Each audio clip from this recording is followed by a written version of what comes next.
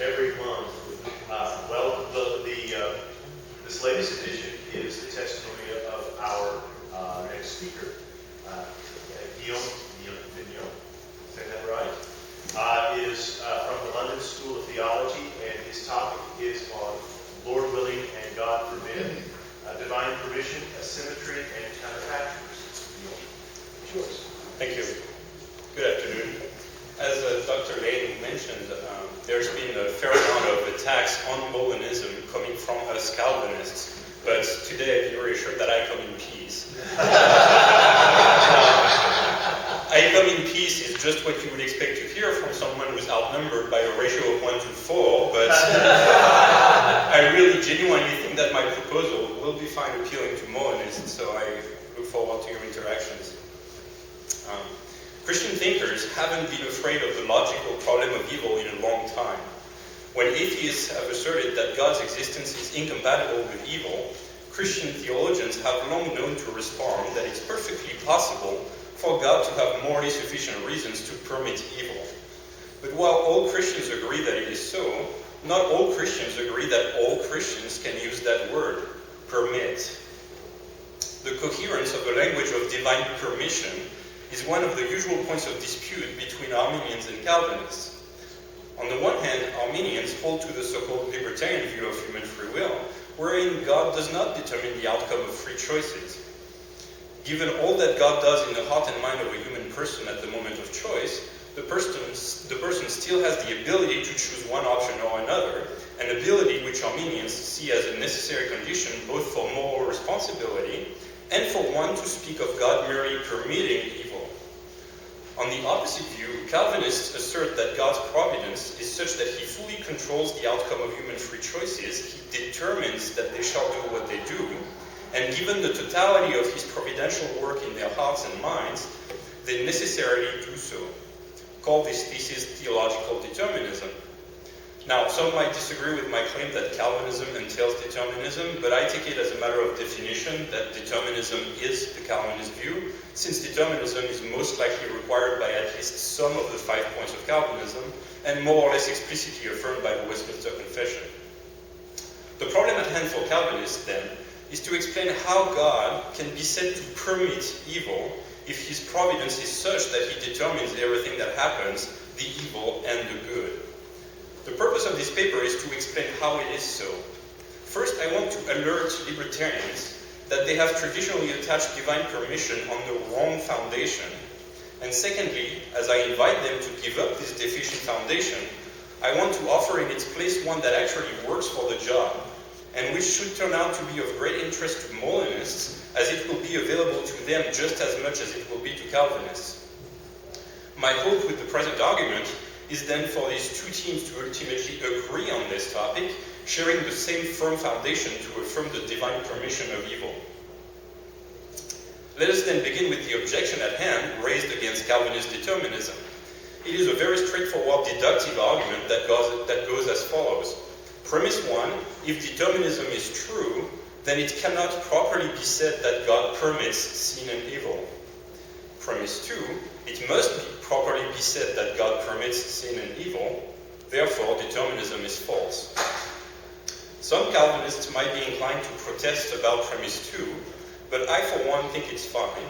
There is a perfectly appropriate sense in which I want to say that God permits evil. And so the big question resides on premise 1, and whether that language is coherent given my Calvinist determinism. Let us read the charge directly from the pen of some of its libertarian proponents. Thomas Flint writes, "If God is perfectly good, then we cannot have him directly causing evil, especially the morally evil actions which his free beings all too often perform. Evil is permitted, but not intended by God. Hence, we cannot have him predetermining it via intrinsically efficacious concurrent activity." And Roger Olson writes, "If it is logical for Calvinists to say God permits or allows evil, they can only mean that in a highly attenuated or unusual sense of permits and allows, one that falls outside the ordinary language of most people." Olson's formulation of the argument puts into focus the word properly I employed in premises 1 and 2 of the above syllogism. This controversy surrounds the meaning of the word permission. It's a debate about semantics, but it doesn't mean it's a vain debate. If the concept of permission is indeed called for, then we'd rather not abuse language to make it fit in artificially with determinism. We would like to use the word properly. The issue at hand is also one of asymmetry between good and evil. It is the question of whether determinism can maintain a difference in kind between God's providence over the good and his providence over evil. Can it properly be said that God intends the good, or something of the sort, but permits evil in distinction to what he does in the case of the good? Anthony Kenny presses that charge as follows. An indeterminist can make a distinction between those states of affairs which God causes and those which he merely permits, but in a deterministic created universe, the distinction between causing and permitting would have no application to God. So the gauntlet is thrown. How can theologians maintain an asymmetry in God's providence over good and evil? And can determinists properly use permission language for God's control of human sin? I will aim to show in a moment that libertarianism is not necessary for divine permission, but let me first argue that libertarianism is not sufficient for such, so that whether or not it is true, it is not the right anchor for the language of divine permission. The reason for this is that the sort of divine permission we're interested in must feature a divine asymmetry with respect to good and evil, which, if it's a problem, is a problem for both sides of the debate, not uniquely for Calvinists. Why is that so? Well, because libertarianism, just like determinism, is affirmed by its proponents on both sides of all morally responsible free choices, both good and evil, both praiseworthy and blameworthy. So the libertarian who takes issue with the idea that God would determine evil will not solve the problem of asymmetry by merely making free will indeterminist across the board. It will result in God no longer determining the good either, thereby failing to preserve any asymmetry in that. If indeterminism suffices for permission language, then libertarians will find themselves having to say in that sense that God merely permits the good as well. Like a bump in the carpet that reappears elsewhere when depressed, the issue of asymmetry will not be solved by simply bringing in libertarianism to avoid the divine authorship of evil. It will equally jettison the divine authorship of the good. In his thoughtful critique of Calvinism, William Lane Craig argues that if God foreordains and brings about evil thoughts and deeds, it seems impossible to give an adequate account of this biblical asymmetry. But if libertarianism relieves God from foreordaining and bringing about human thoughts and deeds, then it does away with the good thoughts and deeds just as much as the evil thoughts and deeds. Similarly, when John Wesley says that whatsoever good is in man or is done by man, God is the author and doer of it, or when Kenneth Keathley says whatsoever good is in man, Kenneth Keathley says, God is the cause of whatever I do that is right, I am the cause of all my sins. They clearly owe us just as much an explanation of how that is possible given their libertarianism. So this issue of asymmetry is admittedly a difficult question, but it is one that all camps need to wrestle with, and a mere libertarianism cannot be the answer to our present question. Now, pointing out that libertarians face the same problem doesn't solve the problem, so let me deal positively with the issue and see how Christians in general, and Calvinists in particular, should in fact properly account for permission and asymmetry. Some Calvinists have suggested that divine asymmetry may be found in the fact that God's attitude toward the good he brings about differs from that which he holds toward evil, all of which he equally brings about. They use the thesis of so-called two wills of God. While determinism entails that both good and evil in this world are willed by God in the decretive sense, an asymmetry remains in his preceptive will, in that the good is in agreement with God's precepts, while evil goes against them. There is in that sense an asymmetry in God's will with respect to good and evil, and John Frame describes a move in this direction by Reformed theologians. He says, if God's permission is efficacious, how does it differ from other exercises of his will? Evidently, the Reformed use permit mainly as a more delicate term than cause, suggesting that God brings sin about with a kind of reluctance born of his holy hatred of it. I will concede that this reluctance of his when bringing about evil as opposed to his presumed endorsement of the good does amount to a certain asymmetry, but I think that this cannot plausibly be the full answer. A language of permission of evil seems to demand more than this, because it doesn't merely describe an asymmetry in God's feelings or attitude. Rather, it requires an asymmetry in God's activity, an asymmetry in God's providential dealings. It is plausibly an asymmetry in what God does, not merely in what he thinks about what he does. So let us press on and unpack what permission calls for in terms of divine activity. Since the debate at bottom lies over the proper use of an English word, the dictionary is a good place to start. The Oxford English Dictionary defines permission as the action of permitting, allowing, or giving consent, leave, or liberty to do something. Contemplating such dictionary entries, there are two definitions or common uses that need to be acknowledged and rejected for our present purposes. First, there's a purely moral understanding that says nothing about providence. It is the idea of permission as giving a moral consent, or the legal right to do something, as in it is permitted to run around the swimming pool, or it is not permitted to sell alcohol to children, unless you live in France. It is a fine use of the word, perhaps even its most common use, but in our case we are talking about God's permission of evil, which by definition is not legally permitted in that way.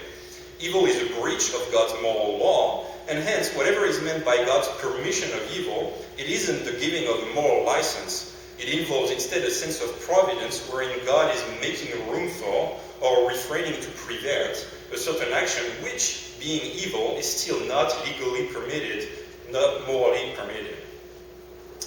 And on the other hand, there's a sense of permission that is purely providential and has no moral component whatsoever. It is also a perfectly acceptable sense of the word, whereby God is said to permit an outcome and not permit another, neither of which are morally good or evil. Verse 7 of Acts 16 is probably one such instance, as we are told that the Spirit of Jesus did not allow Paul and Silas to go up to Bithynia. In the absence of divine command, there was presumably nothing moral or immoral about going into Bithynia or going down to Troas instead, the option God eventually permitted. This type of permission, purely providential in nature, is still not the sense intended by our present offender, who very much presses Calvinists to justify divine permission of evil. So the sense of divine permission Calvinism is said to exclude is one that is both providential and moral, or rather immoral, I should say. It's a permission of evil. Our use of the word should capture a certain kind of passivity in the one permitting. The action of permitting is supposed to feature a hands-off attitude, almost a passive disengagement on the part of God. It must be a refraining from some sort of intervention, thereby letting or allowing or permitting the evil action to unfold without stepping in.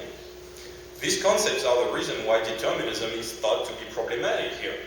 Because if God determines all things, how can he be hands-off of anything in the requisite sense? To answer that question and unpack these notions of passivity, permission, and asymmetry, let me start with a simple, intuitive, and uncontroversial example, which captures well the sense of permission we are looking for. Suppose that a burglar is climbing up a ladder to break into the window of a third-floor apartment. When a passerby approaches the foot of the ladder and sees him up there, halfway to the top, climbing to break in. At that point, the passerby has a decision to make. Among the numerous possibilities open to him, two of them are of special interest for us. On the one hand, he could decide to prevent the burglary, say by pushing down the ladder and tripping the burglar. If he were to do so, the burglary would be prevented. Otherwise, if for whatever reason the passerby thinks it's preferable not to do so, he might find it wrong to send the burglar to a likely hospital bed, or he might be afraid of the prospect of a vengeance, then he might decide to refrain from intervening, passively allowing the burglary to occur. This sort of situation captures well the notions at play when we think of permission of evil in the sense relevant for our present purposes.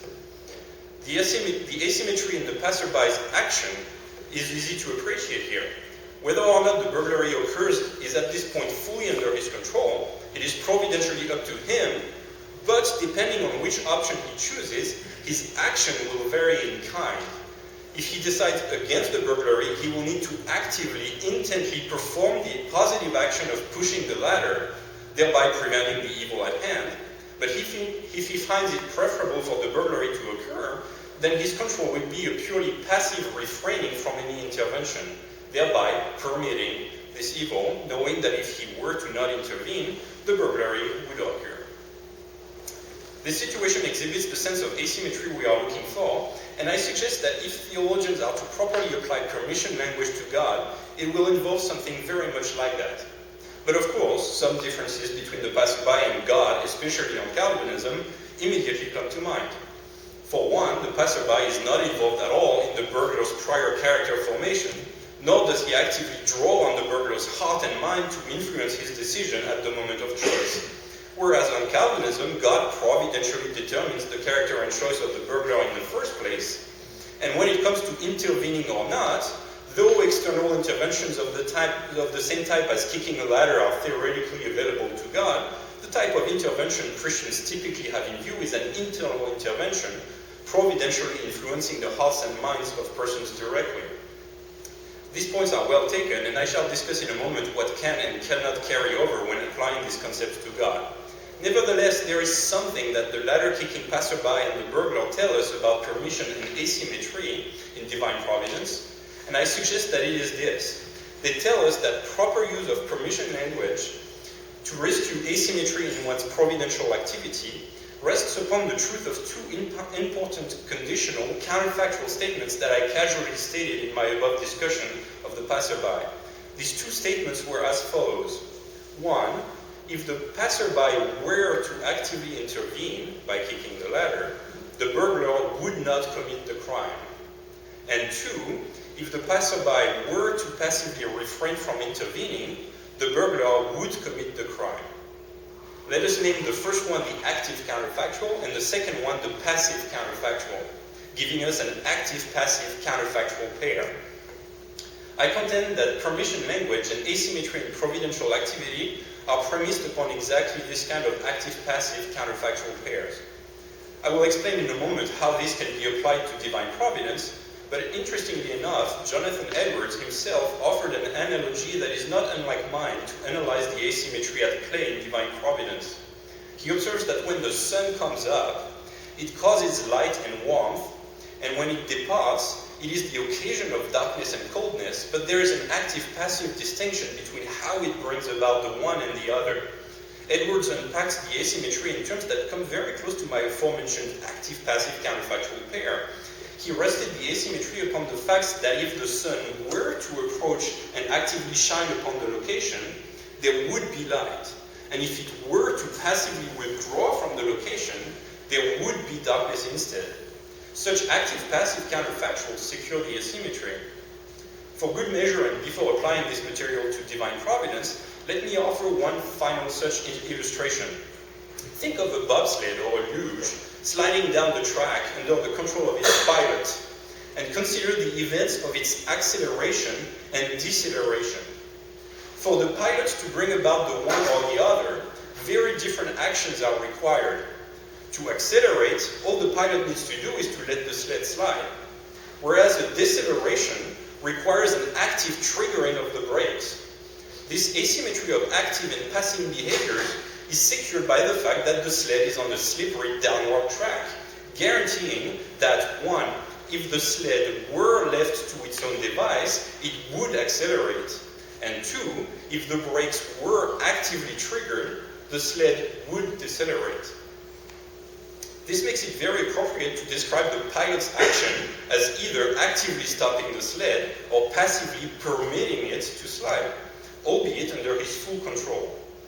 Asymmetry and permission language are secured by the truth of active-passive counterfactuals in that case as well. Let us then seek to apply this material to God and his divine providence over good and evil. Can anything like that be affirmed of God's control of human choices if Calvinism is true? For this to be done, the two so-called active-passive counterfactuals would now have to be counterfactuals of freedom. They would have to be counterfactual statements about what humans would or would not freely do in various sets of circumstances, under various influences, divine and otherwise.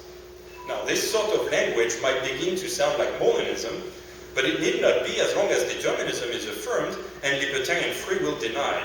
There is nothing un-Calvinist about the truth of counterfactuals, just like Dr. Craig announced earlier. The choice to which these counterfactuals pertain are free in the compatibilist sense, the notion of free will that is affirmed by Calvinists and denied by Molinists and all other libertarians. Let us then examine these active-passive counterfactuals of determinist free will. For any given sinner and sin about which one wants to maintain a language of divine permission in the sense under discussion, Calvinists would have to affirm, 1, if God were to actively intervene, the sinner would not commit the sin. And 2, if God were to passively refrain from intervening, the sinner would commit the sin. To establish the coherence of the model at hand, the question to address is this: how can Calvinists affirm those propositions? And more specifically, how could God be said to passively refrain from anything if he is determining even the very choice to sin? To answer this question, let me begin by drawing an important distinction between two different sorts of causal factors that are at play determining whether or not the sinner will sin. That human decision is influenced by two sorts of such factors. On the one hand are this person's nature, nurture, life events, and character formation history, all the way from his conception up until the moment of choice. And on the other hand are all the immediate influencers at that moment of choice. Which circumstances is he placed in, and which forces, internal and external, natural and supernatural, are on that moment drawing him in different directions to make his choice one way or the other. Note that this conceptual distinction is uncontroversial. These two types of influences are affirmed by all libertarians as well. Only they maintain that all these influences do not collectively determine the choice one way or the other, but they do influence it. This uncontroversial distinction, then, allows Calvinists to affirm this: God is in full providential control of both sorts of influences, but his so-called passivity, or refraining from intervention, can be expressed legitimately with respect to his supernatural influence on the moment of choice. That is a point at which Calvinists can find a very legitimate asymmetry of divine action. If God were to refrain from that active drawing on the moment of choice, then the sinner would sin, because all that would be left within him to express itself in decision-making would be his nature and prior character, which of course Calvinists affirm are corrupted by original sin. Apart from God actively extending his grace to them, fallen sinners sin. Man without grace can will nothing but evil, says Martin Luther. The doctrine of original sin, understood very minimally as entailing that humans have a fallen nature that inclines them uniformly towards sin. No need here for anything stronger, like total depravity, original guilt, or anything remotely controversial for Christians, explains the truth of one of our two counterfactuals. If God were to refrain from divine intervention, namely an inner intervention in the form of a positive drawing of grace on the heart of the fallen sinner, the sinner would sin. This conclusion is secured for every choice made by persons affected by original sin. Of course, one may raise the question of Adam's sin, but we will come back to it later. For now, let me turn to the second counterfactual in the pair, namely, if God were to actively intervene, the sinner would refrain from sinning. It is all the more easily affirmed by Calvinists in light of their doctrine of so-called irresistible grace. There is, according to Calvinists, no amount of sinful inclination that divine grace cannot overcome. Philosophically, this comes from their upholding determinism, and it yields exactly the desired theological result. There always exists a type of supernatural drawing available to God, such that if he were to apply it, the sinner would refrain from sinning and would do the right thing instead. This secures the counterfactual at hand, and with it the truth of our active-passive counterfactual pair, thereby justifying the asymmetry at the moment of choice in this specific type of situation, and hence an appropriate language of divine permission in the face of determinism. I have yet to discuss whether this rescues a true asymmetry in God's providence between all good and all evil, but before I do, let me address a possible objection to this specific situation. I suppose that one could object that focusing in this way on God's action at the moment of sin, in relative disregard to his prior involvement in the person's character from building, is inappropriate, maybe even disingenuous for Calvinists, as they must maintain that God determined both. But this would be missing the point of the maneuver. The point was not to relieve God from his control of evil, whether in creating sinners or in providentially controlling their sins. On Calvinism, he clearly determines all these things. Whether or not that involves him improperly in evil as the author of sin or something like it is another discussion for another day. Rather, the aim of the present model is to explain why, in determining human actions, there can be an asymmetry of divine action in his actualizing the evil and the good. This much is secured by the present model. Coming back to the above illustration of the bobsled, one can similarly appreciate that the sled was initially placed on the track by the very same persons who subsequently piloted it down the track. They are thoroughly causally responsible for its present sliding down the track. But it remains that their controlling action during the race exhibits the proper asymmetry and justifies permission language. When they refrain from hitting the brakes, they properly permit the sled to slide. The same goes for God on Calvinism, who, as a result of the fall, ordained that humans would have corrupted natures, but regulates their evil, particularly on the moment of choice, by a justifiably asymmetrical control. He actively extends grace to prevent sin, or passively refrains to do so, allowing naturally sinful people to sin when his good purposes require it. Now, someone else might complain that my model rescues asymmetry in this specific case, but fails to apply to all cases of good and evil. Couldn't we imagine a case where the situation is reversed, replacing our burglar on the ladder by a firefighter, this time climbing to risk his life and rescue a baby from the flames? In that case, a passerby who refrains from kicking the ladder would be permitting the good. Is it not a failure of my model to rescue the proper asymmetry between good and evil? Let me make two responses. First, I don't know that I necessarily need to refute the charge. Maybe my model applies here too, and sometimes justifies also a use of permission language for the good. Even so, it successfully refutes our initial Arminian objection, which was that divine permission of evil was never justified on determinism. I need not show that all evil is only permitted in that way, and that this understanding of permission is never applicable to the good. All I need to do is show that some situations feature a providential control of evil, justifying a language of permission in a way that would not apply to the good in that situation. And this much I have done. But secondly, I think we could fine-tune my model to actually satisfy the objection. We could say that a language of permission is excluded if God needs to actively intervene on the moment of choice to produce a righteous choice, or at any point in his past life to produce the righteous character that would naturally lead to his choosing the good. Since original sin has humans beginning life with a disposition toward evil, any subsequent sin is just an expression of this original inclination that needs no divine intervention. But conversely, any righteous deed is the result of a character that has been actively improved on by God's direct, active intervention, whether at the moment of choice or at any point before it. This qualification nicely rescues a full asymmetry for every single good action and every single evil one after the fall. In that sense, all evil is permitted and all good is actively extended. I think this conceptual analysis nicely unfolds a philosophically loaded statement by John Calvin, who said, "Simply to will is the part of man, to will ill the part of corrupt nature, to will well the part of grace." All that is left to explain now is the first sin of Adam. Since he had not yet fallen, I cannot use original sin to explain his first inclination toward evil. Does this reveal a failure of my model? I think not.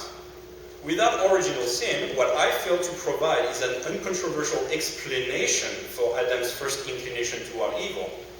But the fact that he had such an inclination should not be controversial. How could he have sinned if he lacked even an inclination? Phrasing it in terms of counterfactuals, it is either the case that Adam would sin in the biblical circumstances, or he wouldn't sin in those. And since he did sin, then it's obviously the case that he would sin if God didn't actively extend additional grace to prevent the fall.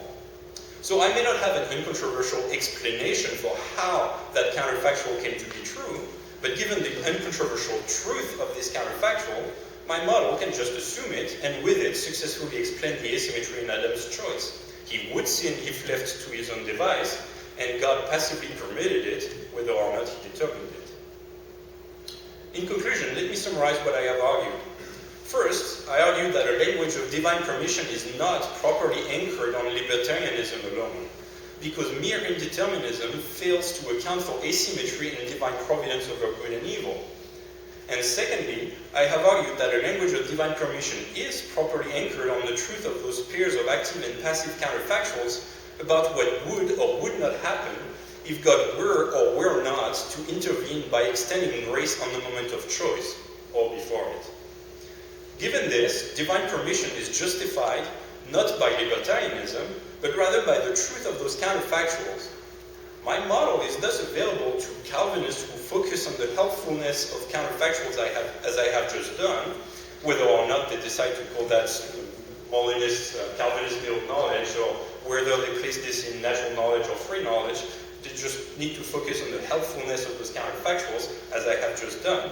But it is also perfectly suited to Molinists, who, though they are libertarian, affirm divine middle knowledge of exactly those kinds of counterfactuals. This should be their foundation as well for affirming divine permission and asymmetry in divine providence. We can therefore see my present argument as having stolen from all libertarians the toy of divine permission language, only to return it to Molinists as long as they can play nice and share it with their Calvinist brothers. Thank you.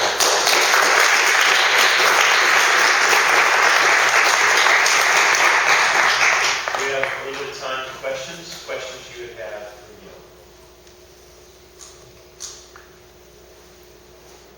Yes. Question. I'm trying to figure. There's a lot there to chew on. So yeah, I really had to compress it to bring it to half an hour, but so help me out. I'm going to borrow from a joke Stephen Wright told. He said he likes to tease his plants by watering them with ice cubes. If we imagine that I just water the plants with water today, yes, or if I water them with ice cubes, but tomorrow or when they melt, I'm just simply going to permit the ice to melt. Is there really a fundamental distinction there, or is this disanalogous to what you're saying? No, I think that's a pretty good example. I could have actually used this instead of the bobsled and the luge. What you're saying is that probably non-Calvinists will feel like, well, morally, significantly is exactly the same thing. Ultimately, the one who put the ice in there is the one who made it happen. And I absolutely take the point. On Calvinism, there's no denying that God determines the outcome.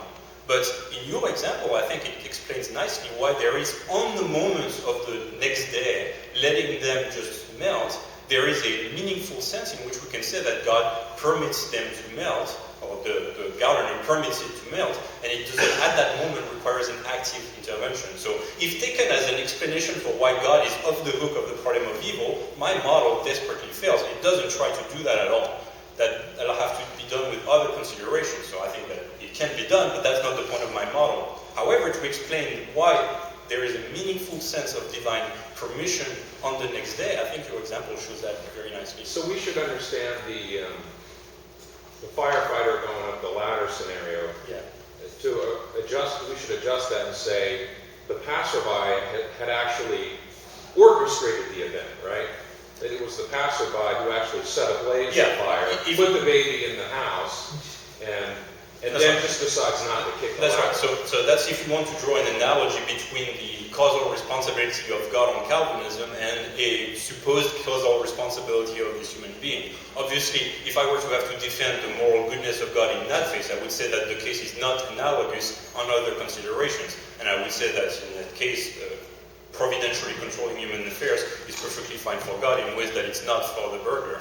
So that's a separate debate on the proper involvement of God in evil, whether that makes him evil or not, which I'm happy to concede it's a highly controversial topic between Calvinists and Arminians.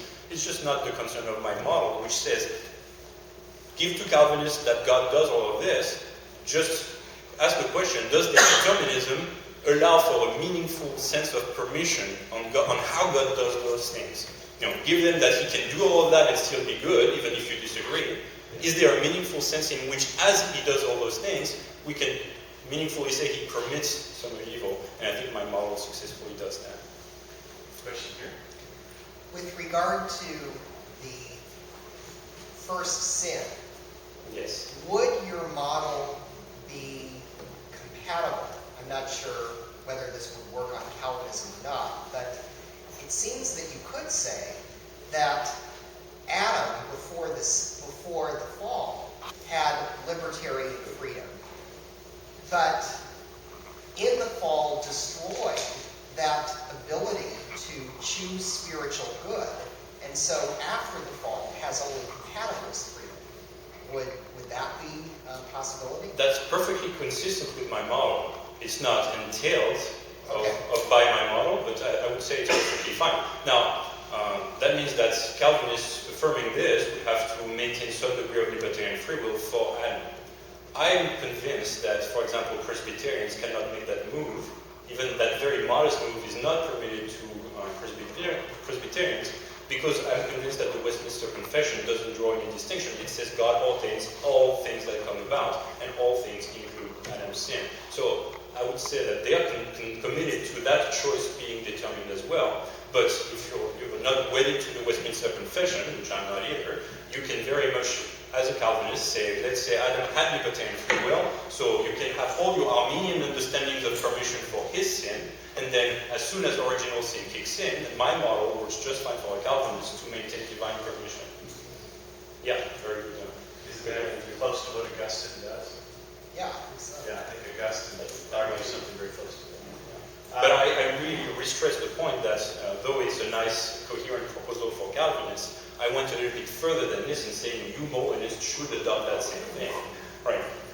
Which, obviously, we can debate if that's not something that please do. Any other questions? Guillaume, thank you so very much.